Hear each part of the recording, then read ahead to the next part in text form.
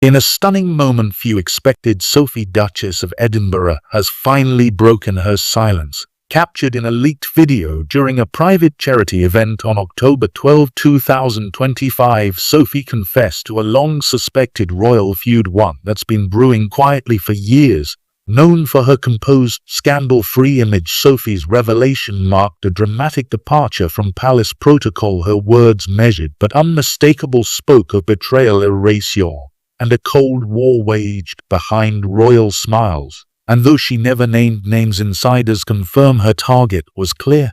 Queen Camilla. The silence of the monarchy may have just met its match. The confession no one expected. The Duchess of Edinburgh has long been regarded as the monarchy's quiet constant, but during a closed-door charity event on the evening of October 12, 2025, Sophie shattered that image unintentionally. A now leaked video captured discreetly by of Calais shows Sophie engaged in what was believed to be a private conversation. In the clip, her voice is steady, but her words cut deep.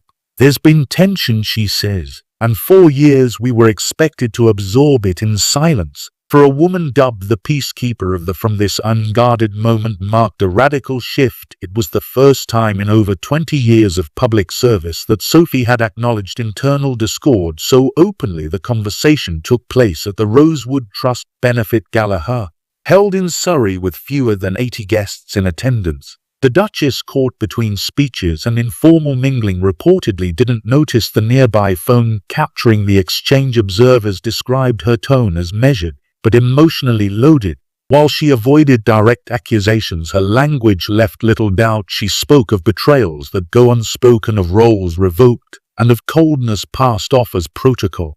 Those standing nearby froze, recognizing the emotional undercurrent of her remarks. One guest later recalled, "It was like watching someone finally let go of years of royal weight, and the room knew it was real." Within 48 hours, the clip had reached several royal correspondents. Though not officially released to the press, its authenticity was confirmed by 3 separate palace insiders. For a monarchy built on controlled narratives, Sophie's quiet confession wasn't just rare, it was revolutionary. And behind the walls of Buckingham Palace, the shock waves had only begun. But if Sophie's confession was surprising, what it implied was even more explosive. Her choice of words pointed to someone specific, though unspoken, a long-standing tension whispered about, but never confirmed. The feud, she hinted at, was not with a junior royal. Media figured it was with someone at the very top.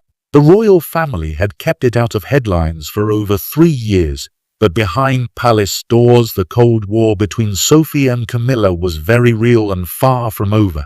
The feud unmasked. Though Sophie never uttered a name in her now infamous exchange, those within royal circles immediately recognized the target, Queen Camilla.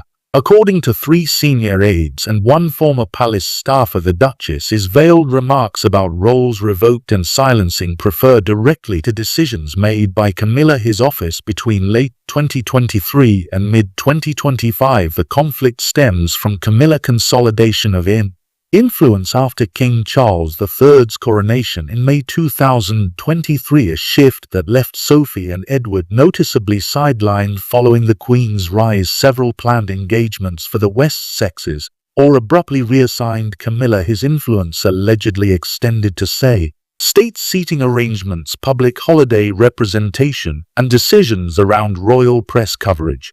Sophie and Edward were once promised more prominent roles, particularly in Commonwealth tours and youth outreach, but by spring 2024 those commitments had quietly vanished. One insider described it as a slow eraser done with a smile. Tensions reportedly escalated after Camilla communications team removed Sophie from a key public event commemorating Queen Elizabeth II's reign in September 2024. Sophie's response at the time was restrained, but her now public line, "We were meant to serve, not be silenced," is being read as a direct jab. According to a longtime staffer, Sophie stayed quiet for too long. That line didn't come out of nowhere, it came from 3 years of being pushed back.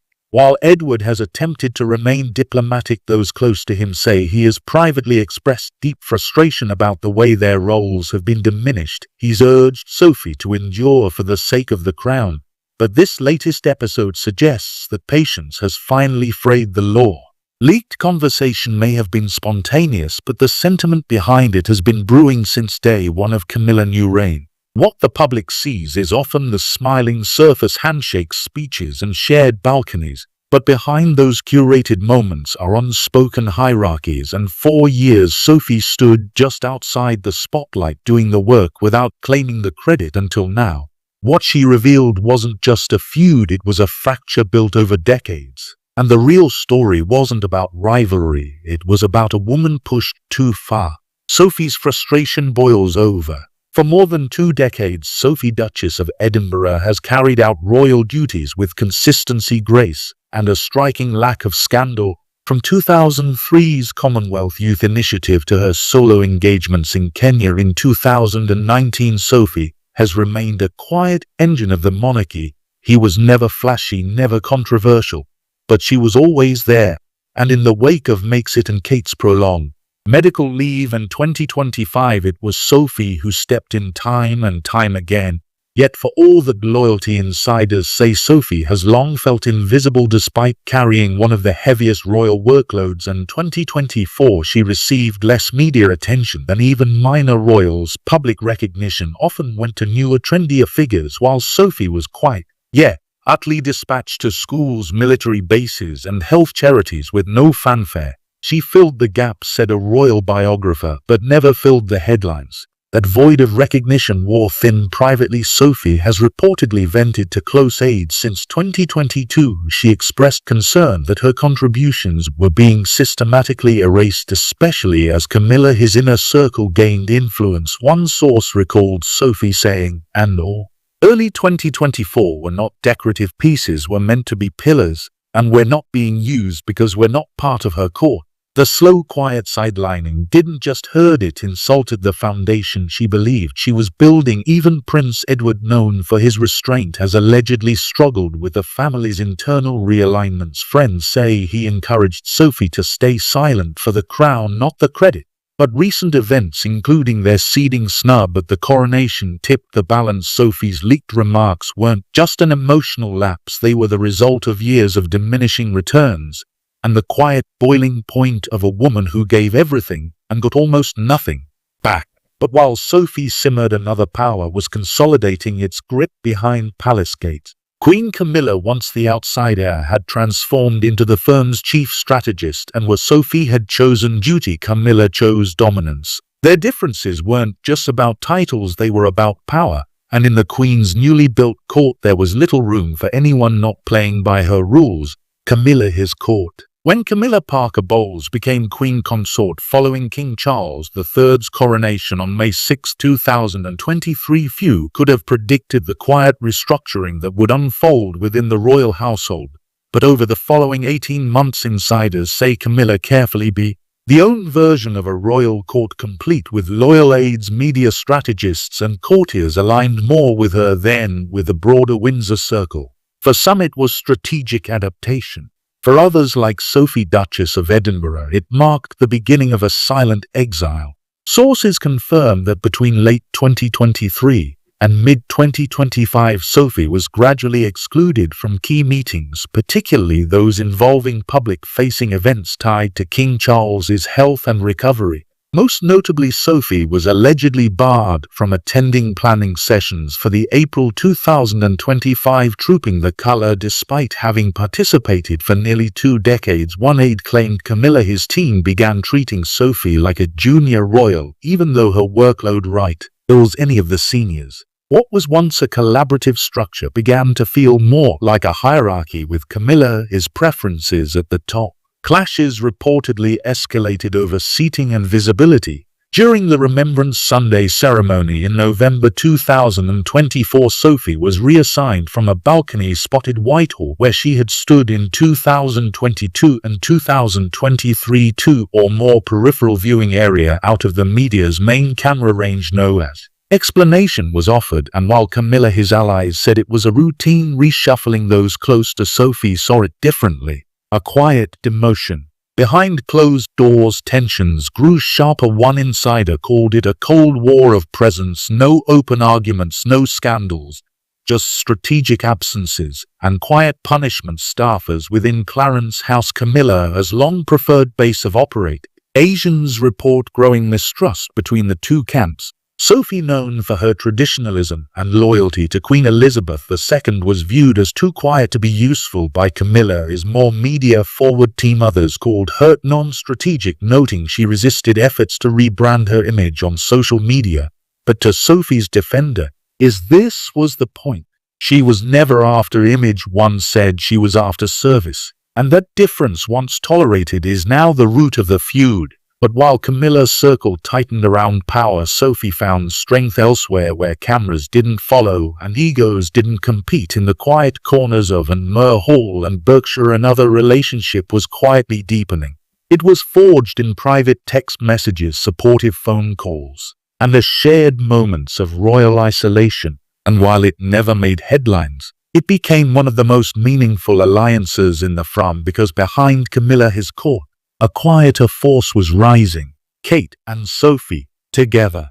Kate and Sophie. Amidst the internal restructuring of the from, one connection remained untouched by strategy: the growing bond between Catherine, Princess of Wales, and Sophie, Duchess of Edinburgh. Though their royal paths often intersected in the public eye, state visits, balcony appearance, and charity galas, it was behind closed doors that their friendship quietly blossomed.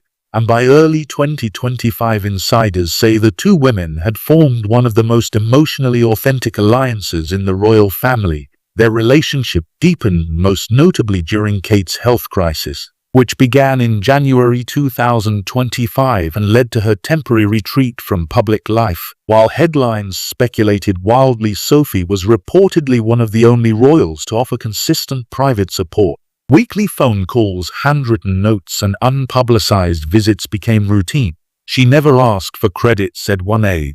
He just showed up for Kate and for the children. In contrast, others within the palace, including Camilla, maintained a more formal distance. There are similarities are striking. Both our mothers have to known for low-drama public lives, a preference for hands-on charity work, and a shared discomfort with media spectacle. Were others in the from build alliances through strategy. Kate and Sophie's connection was forged through shared values: duty over drama, family over fame. And that, palace sources say, was exactly what Camilla began to fear. They weren't political, but they were powerful, said one insider.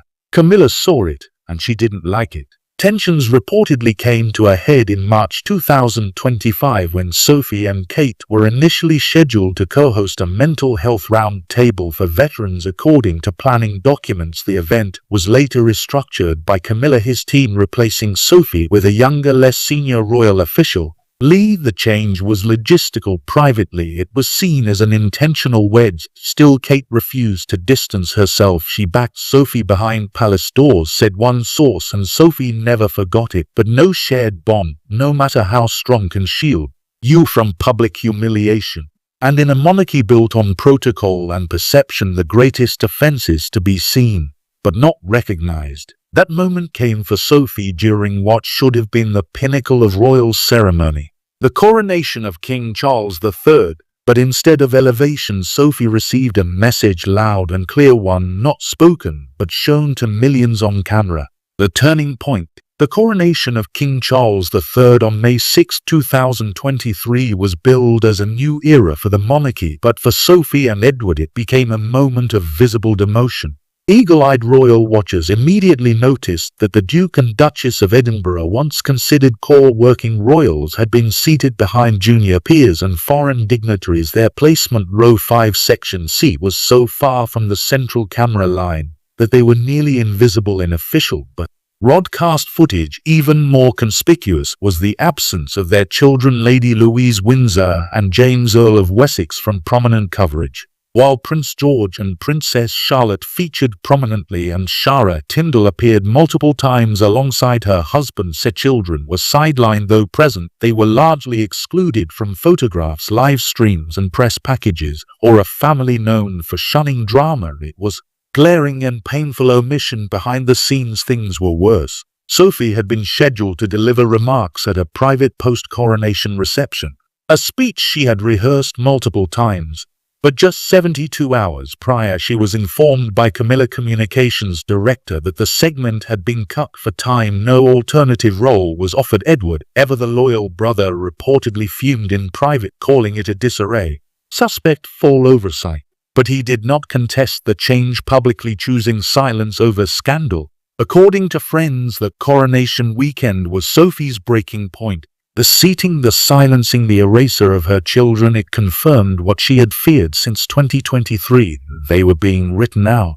The final straw wasn't the act, it was the intention behind it. One insider said Sophie realized then this wasn't miscommunication, this was message. And while she remained composed and public, the emotional fallout would eventually lead to that now leaked confession.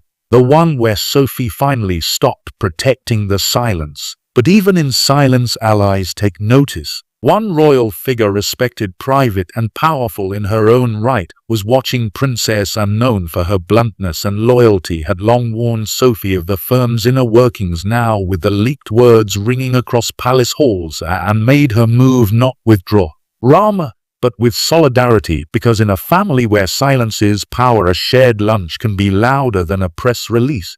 Ends quiet support. In the wake of Sophie's leaked remarks, most of the royal family remained publicly silent, but not all stayed idle. Within 48 hours, Princess Anne made a move that to the palace's inner circle spoke volumes. Known as the most private public royal, Anne has long avoided gossip and infighting.